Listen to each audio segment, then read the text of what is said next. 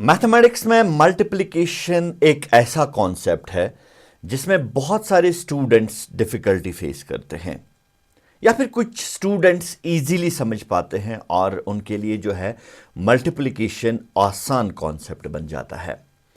आज के वीडियो में हम मल्टीप्लिकेशन सीखेंगे, वो भी 4 डिफरेंट मेथड से, यानी 4 मुख्तलिफ तरीकों से हम मल्टीप्लिकेशन टेबल जो है या मल्टीप्लिकेशन ऑफ नंबर्स जो हैं वो सीखेंगे। और ये जो वीडियो है ये आई एम श्योर स्टूडेंट्स के लिए भी और टीचर्स के लिए भी जो है इंटरेस्टिंग होगा और फ़ायदेमंद होगा। तो आइए चलते हैं, बढ़ते हैं आगे और शुरू करते हैं आज का वीडियो।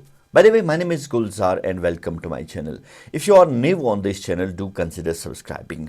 तो आइए बढ़ते हैं आगे और सीखते हैं मल्टीप्लिकेशन इन 4 डिफरेंट वेज। तो सबसे पहले हम बात करेंगे मल्टीप्लिकेशन को हम जिस तरह ट्रेडिशनली हम करते आ रहे हैं या करते हैं, वो जो है पहले वो मेथड जो है एक्सप्लोर करने की कोशिश करेंगे। अगर हमारे पास एक मल्टीप्लिकेशन है, मान लीजिए 23 इंटू 21, इस मल्टीप्लिकेशन को हम कैसे जो है सॉल्व करते हैं। हम सबसे पहले क्या काम करते हैं, हम जो है 1 को 3 से मल्टीपल करते हैं, फिर हम 1 को 2 से मल्टीपल करते हैं। हम लिखते हैं 1 3 3 और 1 2 जो है वो हम 2 लिखते हैं। ठीक है, ये हम नॉर्मली ये मल्टीप्लिकेशन करते हैं।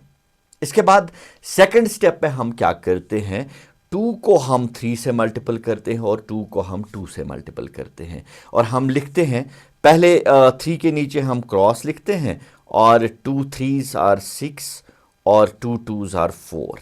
इसके लिए बाद जो है हमारा प्रोसीजर क्या रहता है, हम ऐड करते हैं 3 हो गया 3, 6 और 2 हो गया 8 और 4 हम ऐसे ही लिखते हैं। तो इसका जो आंसर हमारे पास आ गया है वो आ गया है 483। लेकिन ये जो यहाँ पे क्रॉस हम लगाते हैं, क्या आपने कभी सोचा है ये क्रॉस हम क्यों लगाते हैं? हम ये भी आज थोड़ा सा एक्सप्लोर करने की कोशिश करेंगे कि हम ऐसा क्यों करते हैं। एक्चुअली जो मेथड है या प्रोसीजर जो है वो डिफरेंट है, ठीक है, जो हम नॉर्मली करते हैं उससे डिफरेंट है। और अगर हम वो प्रोसीजर समझ पाए तो हमारे लिए आसान बन जाएगा कि ये क्रॉस जो है हम क्यों लगाते हैं इस पे। तो हम जो है जब हम 23 को करते हैं ना, 23 इंटू 21 करते हैं, ये एक्चुअली हम करते हैं 23 इंटू 21 को हम लिख सकते हैं 20 प्लस 1। ठीक है, हम पहले 20 को किससे मल्टीपल करते हैं, 3 और 2 से, जैसा कि हमने यहां पे भी किया और हमने लिखा हम पहले 1 से करते हैं, सॉरी 1 से हम 2 3 को मल्टीपल करते हैं और हम लिखते हैं 23। फिर हम 20 से मल्टीपल करते हैं 3 और 2 को। जब हम 20 से मल्टीपल करेंगे और हमारे पास आ जाता है 0, हम ऐसे ही लिखेंगे 2 3s आर 6 और 2 2s आर 4। हमारे पास आ जाता है 23 और फिर आ जाता है 460 और हम लिखते हैं 460 जैसा कि हमने यहाँ पे लिखा है। और हम क्रॉस जो हमने मारा है, ये क्रॉस मारना यहाँ पे मेरे ख्याल से टेक्निकली सही नहीं है। हम क्रॉस के बजाय हम क्या करेंगे, हम यहाँ पे जो है क्रॉस के बदले हम इस पे जो है वो 0 लिखेंगे, क्योंकि 0 इज़ द राइट चॉइस जो हम यहाँ पे लिख सकते हैं। तो यहाँ पे हम जो है आज के बाद 0 लिखा करेंगे।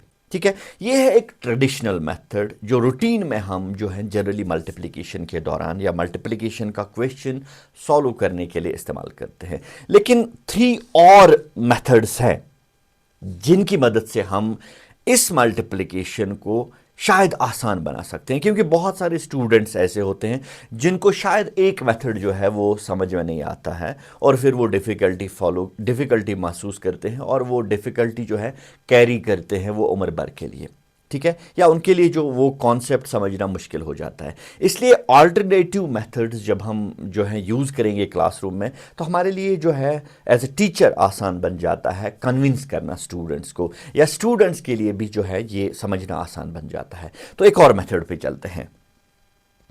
एक और मेथड हमारे पास है, अगर हम यही करेंगे ना जो हम 23 इंटू 21। ठीक है, हम क्या करेंगे, हम एक जो है 23 को हम थोड़ा डिफरेंट प्रोसीजर में लिखेंगे। 23 और 21 यहां पे हम मल्टीपल लिखेंगे। ठीक है, सबसे पहले हम क्या करते हैं, जो नॉर्मली हम करते हैं, 3 और 1 को हम मल्टीपल करेंगे, वो तो 3 ही बन जाएगा।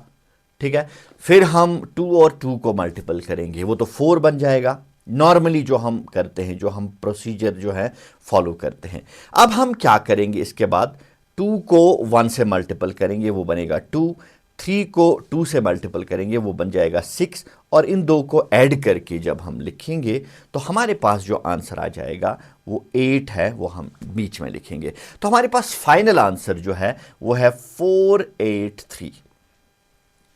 हालांकि जो मेथड हम ट्रेडिशनली फॉलो करते हैं ये वही है, थोड़ा सा जो है स्ट्रक्चर इसका चेंज मैंने किया है। लेकिन अब जो मेथड हम जो है देखेंगे या समझने की कोशिश करेंगे वो बहुत ही ऑसम मेथड है, और आई होप वो मेथड जो है आपको पसंद आएगा और आपके लिए जो है क्लासरूम ट्रांजैक्शन में, क्लासरूम सिचुएशन में वो मेथड यूज़ करना एज अ टीचर जो है अच्छा लगेगा, एज अ स्टूडेंट भी आपको वो मेथड जो है वो पसंद आएगा। तो बढ़ते हैं तीसरे मेथड की जानिब। यही क्वेश्चन हम ले लेते हैं या एक डिफरेंट क्वेश्चन ले लेते हैं, क्योंकि इस मेथड में या मल्टीप्लिकेशन के दौरान बहुत सारे स्टूडेंट्स को कैरी करना डिफिकल्ट बन जाता है, वो कैरी नहीं कर पाते हैं या कैरी करना समझ में नहीं आता है उनको। ये जो है ये आप जो है कैरी करना अवॉइड कर सकते हैं यहाँ पे, वो जो है वो डिफ़िकल्टी यहाँ पे आप स्किप कर सकते हैं या अवॉइड कर सकते हैं। चलिए कोई और क्वेश्चन ले लेते हैं। चलिए कौन सा ले, 46 इंटू, चलिए 23 ले लेते हैं। ठीक है, हम कैसे इस 46 इंटू 23 को करेंगे, तो ये हम एक स्क्वायर बनाएंगे यहाँ पे, चूंकि 2/2 नंबर है तो हम 2/2 स्क्वायर बनाएंगे। यहाँ पे हम लिखेंगे 46 और यहाँ पे हम लिखेंगे 23। ठीक है, अब हम क्या करेंगे, डायगोनली हम इन लाइंस को ज्वाइन करेंगे या करवाएंगे। अब हमारे पास जो क्वेश्चन है सॉल्व करने के लिए, पहले हम 2 को 6 के साथ मल्टीपल करेंगे। 2 6 आर 12, वो हम यहाँ पे लिखेंगे 1 2। ठीक है, फिर हम 2 से 4 को मल्टीपल करेंगे। 2 4 आर 8, 8 मतलब हम यहाँ पे 08 लिखेंगे। ठीक है, 2 डिजिट्स हैं तो 2 ट्रायंगल्स हैं, 2 ट्रायंगल्स भरने हैं, इसलिए हम 08 लिखेंगे। अब हम 3 से इन दोनों को मल्टीपल करेंगे। 3 6 आर 18 हम लिखेंगे और इसके बाद 3 4 आर 12। ठीक है, अब जो है क्वेश्चन का हमने कैरी नहीं किया यहाँ पे किसी भी क्वेश्चन में या किसी भी मल्टीप्लिकेशन में। अब हमें सिर्फ ऐड करना है। पहले ये हम लिखेंगे वो 8 है, फिर हम इन डिजिट्स को ऐड करेंगे। 2 + 1 3 + 2 कितना हो गया, 5, वो हम यहाँ पे लिखेंगे। और उसके बाद 1 + 8 + 1 ये वो बन जाता है 10। ठीक है, अगर हम 10 के बदले, अगर हमारे पास यहाँ 0 के बदले कोई और होता, हम 1 को कैरी करके नेक्स्ट में लिखते तो हम 10 लिखेंगे। 1058 इज द करेक्ट आंसर। ये एक ऐसा मेथड है जिसमें अगर आपका स्टूडेंट जो है वो कैरी करना जो है अच्छी तरह समझ नहीं पाता है, तो इनिशियली आप इस मेथड से उसको मल्टीप्लिकेशन समझा सकते हैं। ठीक है, एक और मेथड है, फोर्थ मेथड, बहुत ही इंटरेस्टिंग मेथड है और बहुत ही जो है ना, आई होप कि ये मेथड जो है डेफिनेटली आपको पसंद आएगा और आप अपने स्टूडेंट्स के साथ ऐसा शेयर कर सकते हैं, ये मेथड शेयर कर सकते हैं, क्योंकि ये जो मेथड है ये मेरे ख्याल से सबसे आसान मेथड है मल्टीप्लिकेशन समझाने के लिए।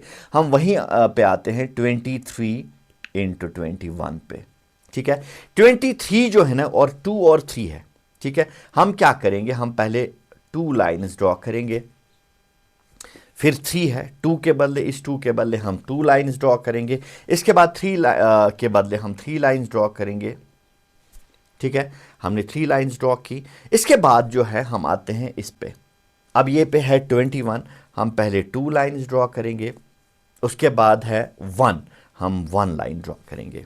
अब सवाल पैदा होता है कि हमारा आंसर जो है वो कैसा आएगा। हमारा आंसर आएगा जहां पे लाइंस टच करती है या इंटरसेक्ट करती है, उन पॉइंट्स को हमें गिनना है। ठीक है, पहला डिजिट जो है वो होगा 1, 2 और 3। हम लिखेंगे यहां पे 3। ठीक है, और जो दूसरा डिजिट होगा वो होगा ये पॉइंट्स गिनना, 1, 2, 3, 4, 5, 6, 7, 8। तो 8 जगह इन लाइन से इंटरसेक्ट किया, हम यहां पे लिखेंगे 8। फिर जो तीसरा डिजिट होगा वो होगा ये पॉइंट्स 1, 2, 3, 4। तो यहां पे हम लिखेंगे 4। 483 इज द करेक्ट आंसर। ये है सिंपलेस्ट मेथड जो आप बच्चों को सिखा सकते हैं, या as a child, as a student आप इस मेथड के जरिए भी मल्टीप्लिकेशन सीख सकते हैं। तो आज की वीडियो में हमने 4 डिफरेंट तरीकों से मल्टीप्लिकेशन सीखा। आई होप ये वीडियो आपको पसंद आया होगा। आप वीडियो को शेयर कीजिए, लाइक कीजिए और चैनल को सब्सक्राइब कीजिए। आज की वीडियो में इतना ही। अगले वीडियो में फिर मिलते हैं, तब तक के लिए good bye and take care.